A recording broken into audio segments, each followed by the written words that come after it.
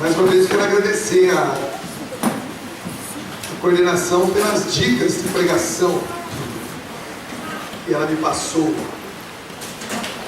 Olha o tema que eles me pedem para falar, gente. Vê se é cabuloso ou não. Jovens e o estresse. Vírgula. Tem mais. Depressão. E entre parênteses, olha a atenção, hein? Como lidar com a morte quando ela acontece. Fecha parênteses. Esse assunto para 3 semanas. É assunto para a gente ficar conversando aqui uma semana inteira. Mas a gente vai tentar falar. É claro, se alguém sugeriu isso, ou porque viu a necessidade de se falar disso, ou não viu que Deus realmente inspirou. Eu sempre confio nisso. Eu sempre que vou dar um encontro em um lugar, eu sempre entendo que as pessoas que me chamaram para dar aquele encontro, elas também, é claro, não só também, como principalmente, estão sendo conduzidas por Deus. Talvez elas nem saibam disso, né? Mas elas estão sendo, sim, conduzidas por Deus. Mas para que nós todos entremos de cheio nessa pregação, eu vou dar a vocês 5 minutinhos, para que entre vocês, 2 a 2, 3 a 3, está bem, vocês dissessem um para o outro, nesses anos de América que vocês aqui estão, ou não, ou pode ser também na Brasil, qual foi o seu maior momento de estresse? Lembrando que estresse, não, mas deixa eu falar, deixa eu explicar para vocês. A palavra estresse, ela não está no negativo. A gente interpreta muito mal essa palavra. Estresse significa estágio de superação. O distresse, que é realmente o estágio que você se entrega. Então, toda pessoa... É que a gente tem o costume de interpretar mal a palavra, né?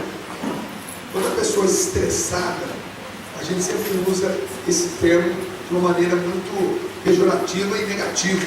Nossa, pessoa estressada, né? E na verdade a gente usa mal esse termo.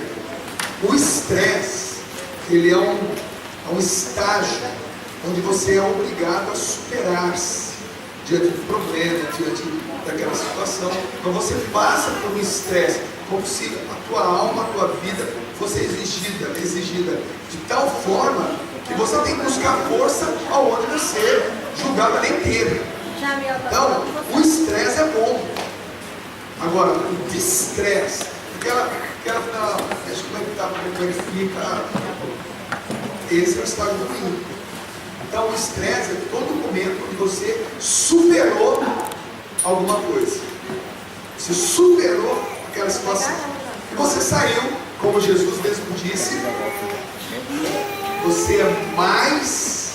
Exatamente. Quando Jesus disse para nós que nós éramos mais do que vencedores, ele também quis linkar essa palavra, por exemplo, a uma outra que diz assim: no mundo... Depois... Está vendo como vocês têm a palavra de Deus dentro de vocês?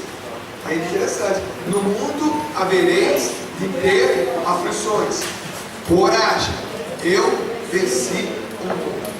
Então veja que ele mesmo nos prepara para isso. Aflições, todos nós vamos ter mesmo. A vida é assim. Mas nesse momento, é o momento onde nós somos convidados a experimentar o limite da nossa força. E quando a gente conhece o limite, a gente sabe até que eu vou, a gente reconhece que daqui para frente, só por Deus. Se Deus não pegar a nossa mão e falar, vem agora, aí tá. Né? Então você teve momentos assim na tua vida. Então, apenas 5 minutinhos, mais nada. Não precisa entrar muito a fundo, mas só para você talvez se recordar, falar, realmente o meu maior momento de estresse, de superação, de mais que vencedor, foi no ano de 1932, alguma coisa assim. Tá bom? Valendo 5 minutinhos. Pode falar aí com você. Agora não vai ter papo.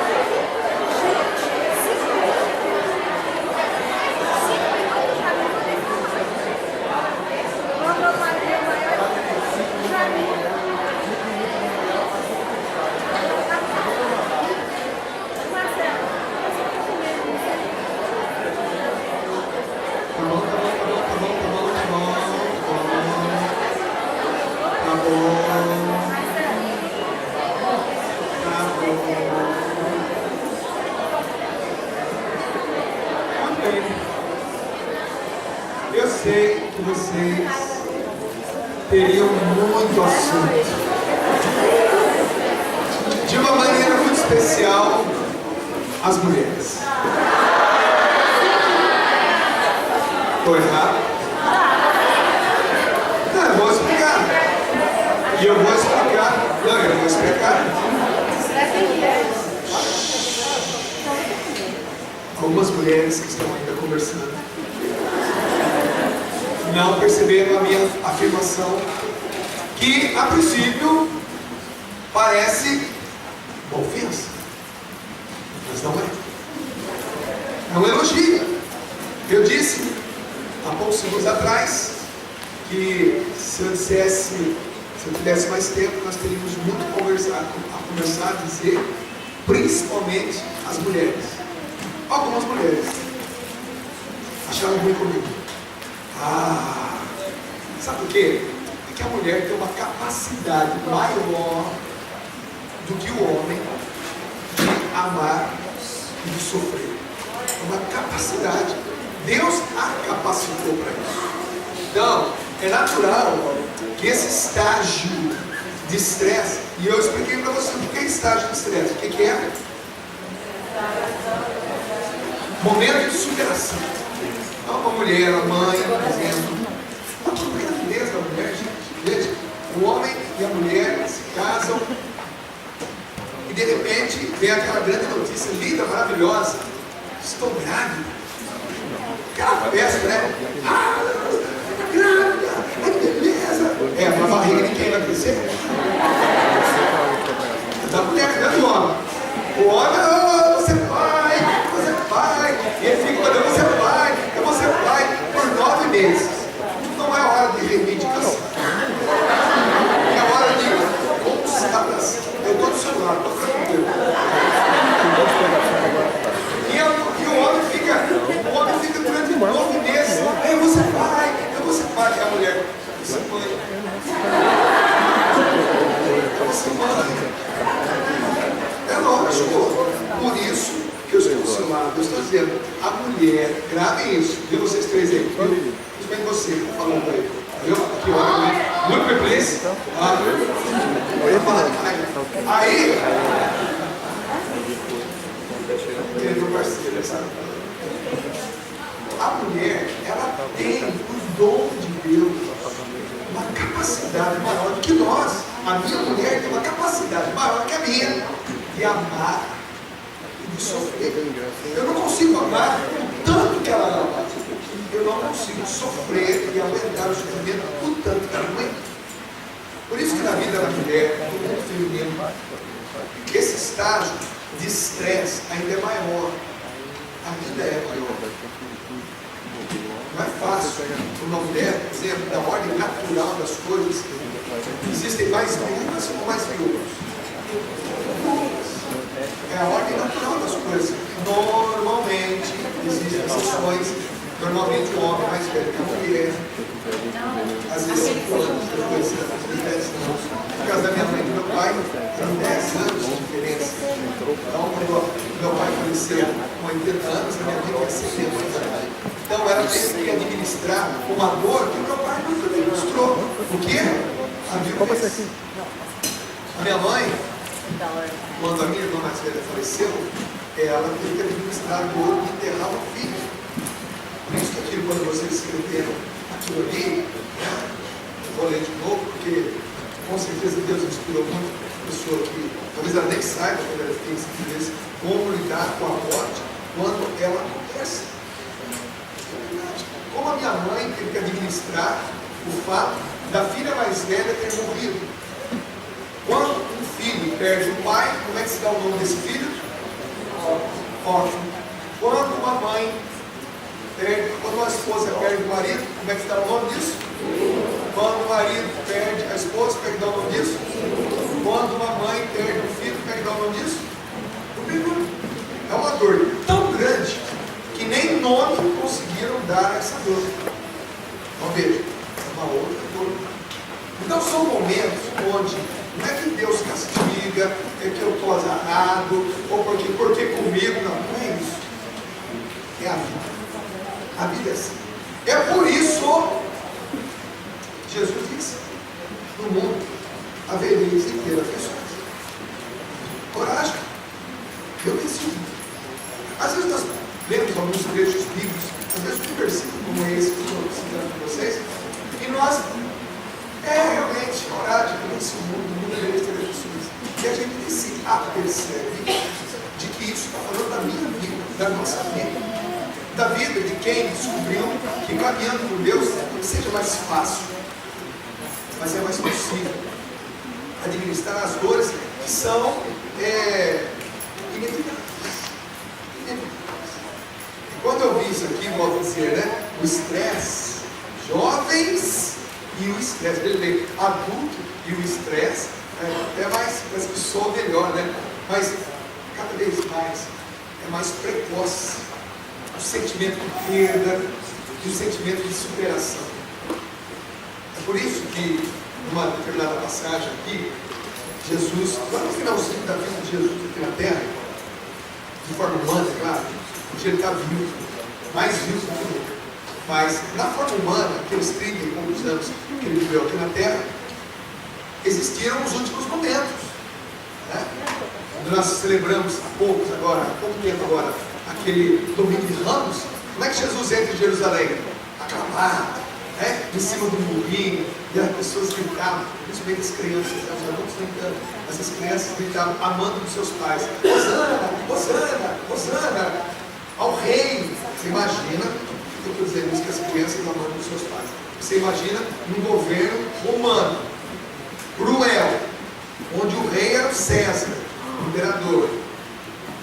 Não aceitávamos outro rei. Imagina adultos gritando: Hosana ao rei. Significa: eu não quero César, eu quero Jesus. Então os pais tiraram o pé, fala, Hosana, Hosana. E as palmas, mas foi assim que Jesus entrou em Jerusalém. Algumas mulheres mais corajosas, alguns jovens, algumas crianças gritando, os adultos, homens, nem tanto, que sabiam do risco disso. Mas Jesus entrou ali, e naquela semana seria a última semana. E se você pegar, ter paciência um dia, abrir a Bíblia, e fazer o caminho, lembra da Sagrada Escritura, de todas as palavras chaves, frases chaves que Jesus foi dizendo na última semana, tipo assim: estou para ir embora, agora chegou a hora das últimas palavras. E as últimas palavras sempre são as mais importantes. No final do discurso, quando a pessoa está indo embora, num seminário, num encontro, num congresso, as últimas palavras. O padre, quando vai encerrar a missa, ele vai, antes de enviar o povo, ele faz um resuminho simples ali, uma frase, ele tenta sintetizar o que foi a missa. As últimas palavras, quando uma pessoa está para morrer,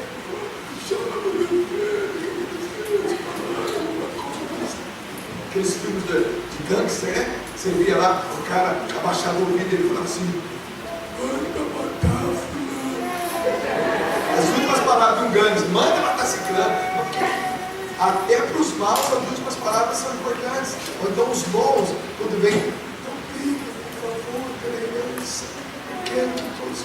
As últimas palavras de uma pessoa são extremamente importantes. E nós vamos fazer um caminho curto, rápido, não vai dar para ler tudo, mas as últimas palavras de Jesus antes dele ser crucificado. Por exemplo, João capítulo 16, no versículo número 23b. Ele vai dizer assim, presta bem atenção, uma das últimas palavras de Jesus, antes da oração, ali no Horto das Oliveiras, antes de subir no Horto das Oliveiras, quando ele foi preso, ele diz assim: em verdade, vos digo, se pedirdes ao Pai alguma coisa em meu nome, Ele vos dará. Até agora, não pedistes nada em meu nome. Pedi, recebereis, para que a vossa alegria seja completa. Olha que interessante, ele está correndo. Já tinha acontecido assim a ceia. Jesus estava querendo atravessar o Vale do Cedron. O Vale do Cedron separa o Monte das Oliveiras, aí tem um vale, aí aqui tem o Monte Moriá, onde está o templo de Jerusalém. Então está aqui, ó, Monte das Oliveiras, Vale do Cedron, Monte Moriá. Jesus estava aqui no Monte Moriá, perto ali no Monte Sião, estava ali fazendo a Santa Ceia ali na sala do cenáculo, que é a mesma sala. Ele ia sair desse monte aqui, ia descer, passar o Vale do Cedron, ia subir aqui no Monte das Oliveiras, onde ele ia rezar, ia suar sangue, ia passar por maior estresse dos 33 anos dele. Mas antes disso ele fez um pedido. Ele pediu que nós pedíssemos. Puxa, você ainda não pediu ao Pai em meu nome? Quando você for rezar, pedir qualquer coisa que você vai pedir, peça do jeito certo. Pai, em nome do seu Filho Jesus, eu preciso disso. Usa, porque Jesus é o nome que está acima de todos os nomes, é o intercessor. Veja, antes de morrer, ele quis que você pedisse. Ainda não pediste nada em meu nome, peça em meu nome. Olha que interessante. Caminhando um pouquinho mais, ele vai encerrar esse trecho dizendo assim: eis que vem a hora, e já chegou, em que vós dispersareis, cada um para o seu lado, e me deixareis sozinho. Está falando dos apóstolos. Ele sabia da fraqueza deles. Eles não iam aguentar Jesus sendo preso, açoitado, crucificado. Eu já sabia que o Pedro ia negar. Eu sabia, não ia aguentar a pressão. Era muito difícil você entender, ver uma pessoa sendo crucificada na época. Só para vocês terem uma ideia, gente, a crucifixão era um dos. Siga tudo aí, deixa eu só dar um barulho. Desliga tudo. A crucifixão, ela era um dos jeitos mais cruéis deles se morrer na época. Era comum nas festas de Pentecostes, nas festas dos tabernáculos, na festa da Páscoa. Quando todo judeu sobe a Jerusalém, era muito comum o governo romano crucificarem pessoas ao longo da estrada, quando os peregrinos estavam chegando em Jerusalém. Pegava todos os assassinos, pegava todos aqueles os ladrões, os bandidos, botavam tudo na cruz. Então as pessoas iam chegando em Jerusalém e havia homens, mulheres, crianças crucificadas. Era uma cena comum. Então todo mundo que porventura viesse a ser condenado ou preso, sabia que ia ter que ser crucificado. As pessoas, os mais fortes, chegavam a ficar em 10 dias na cruz. Para ficarem lá de exemplo. Tinha um banquinho na cruz, a pessoa sentava, mas quando sentava, esticava demais o braço, faltava oxigênio, então ela apoiava no pé crucificado, subia, mas doía muito o pé, que o pé estava cravado, então ela sentava de novo no banquinho, então ela ficava, sobe, desce, sobe, puxando o ar, mas doía, sentava, faltava o ar, subia. Nesse ínterim, os corvos sentavam em suas cabeças, comiam seus olhos. O crucificado na cruz morria cego, o tétano, a cãibra, tomava conta do corpo da pessoa.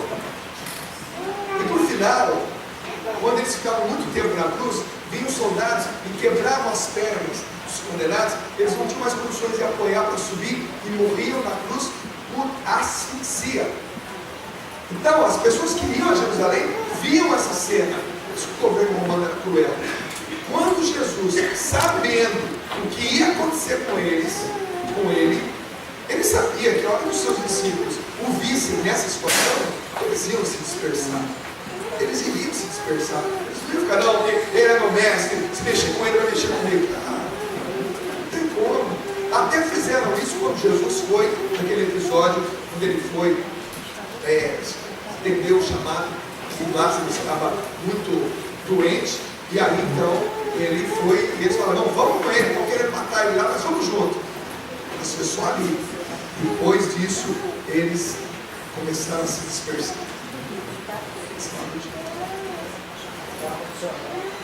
É uma coisa É o ar-condicionado. É o ar-condicionado. Bom, estou contextualizando para vocês saberem o que é estresse. Aí vem Jesus e fala assim: eis que vem a hora, e já chegou, em que vos dispersareis, cada um para o seu lado, e me deixareis sozinho. Imagina você ter 12 amigos chegados durante 3 anos, os caras te viram fazer milagres, expulsar demônios, pregar, multiplicar pão, multiplicar peixe, transformar água em vinho, e saber que naquele momento você iria ficar sozinho. Mas eu não estou só. O Pai está sempre comigo. Eu vos disse essas coisas para que em mim tenhais paz. Aí Jesus, sabendo da fraqueza de todos eles, disse: no mundo tereis aflições, mas tenha coragem, porque eu venci. Veja como Jesus é. Olha, eu sou fã desse cara. Eu não sou apenas um seguidor de Jesus. Eu não sou apenas um cristão,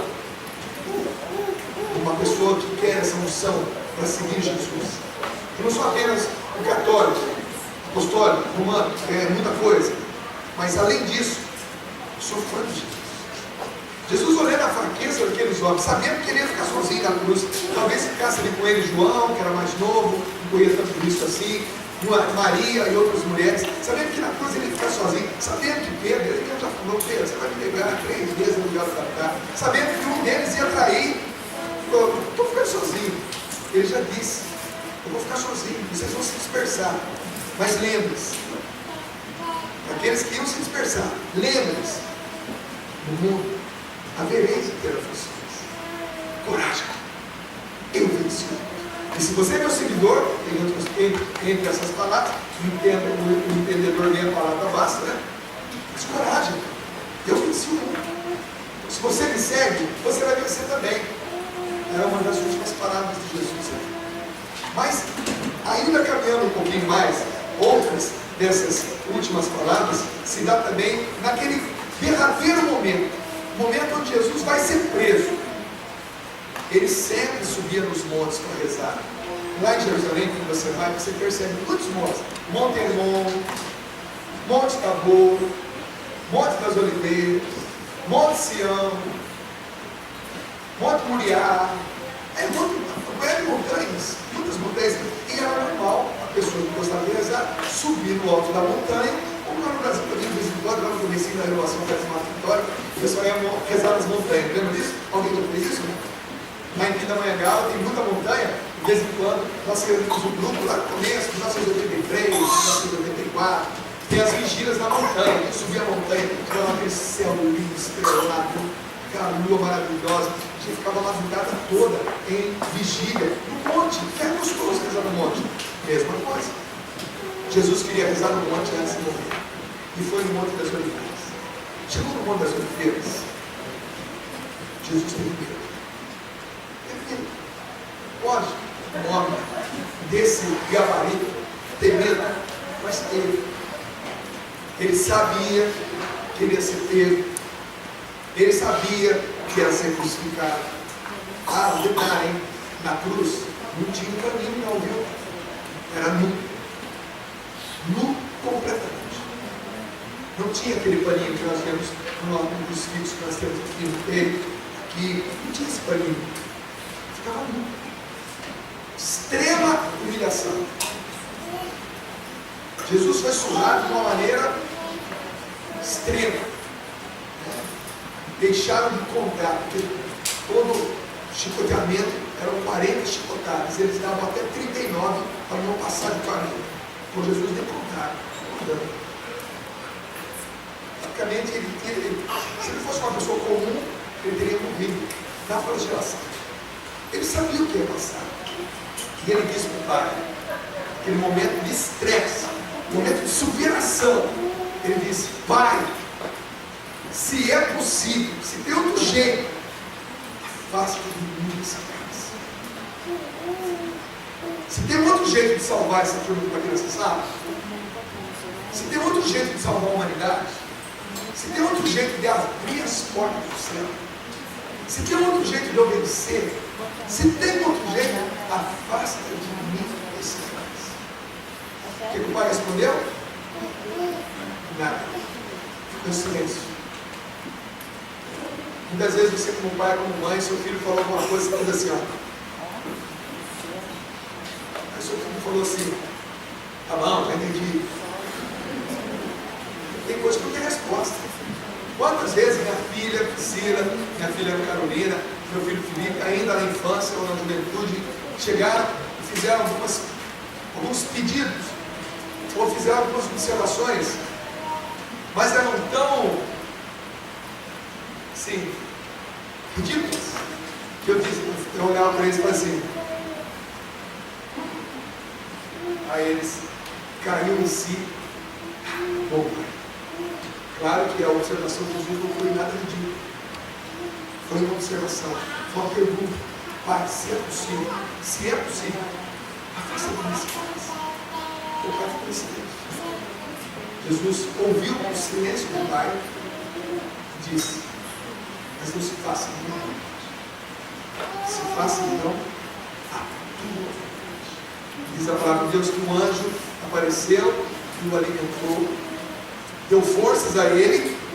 Logo em seguida vieram os soldados e prenderam. O resto da história você sabe mais do que eu também, tanto quanto eu. Nós vimos isso agora recentemente, na semana passada, toda a crucifixão, a morte, a paixão, a morte e a ressurreição de Jesus. E ainda estamos nas oitavas da Páscoa. Ainda para nós é como se fosse um dia só. Todos esses 8 dias depois do domingo de Páscoa é como se fosse um dia só. Nós ainda estamos vivendo essa superação, a grande superação, a ressurreição de Jesus. Então, meu irmão, isso é estresse. E Jesus experimentou o que é o estresse. Ele experimentou estar no limite. No limite. Aqui é o meu limite. Eu vou conhecer o meu limite. É aqui. Mas quando você conhece o seu limite, você também sabe a força que você tem. A força que você nem imaginava ter, agora você sabe que você tem. Uma jovenzinha como essa aqui, quantos anos você tem? 19. Você quer casar um dia? Já tem namorado? Não, gosta também? Não, se pensou, eu vou responder. Mas essa menina linda, como é que é o nome? Lisandra. Quantos anos? 19 anos. Linda, menina linda. Quer casar? Que coisa mais linda, gente. Quer casar? Agora vamos para a mulher já casada. Quer casar? Você vai casar? Pode nos celebrar a atividade? Você seria hiper, super, mega, power conservado. 62 anos. Nossa, tem várias cidades.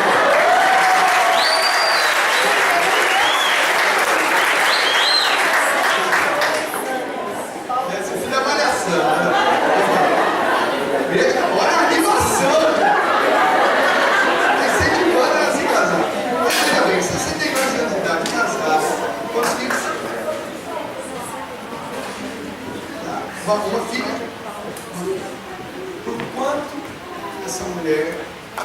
já passou. Né? E eu podia pegar essa mulher, ou qualquer uma das pessoas que já se casaram, já engravidaram. Algumas, por algum motivo de uma formação, de repente até um aborto natural.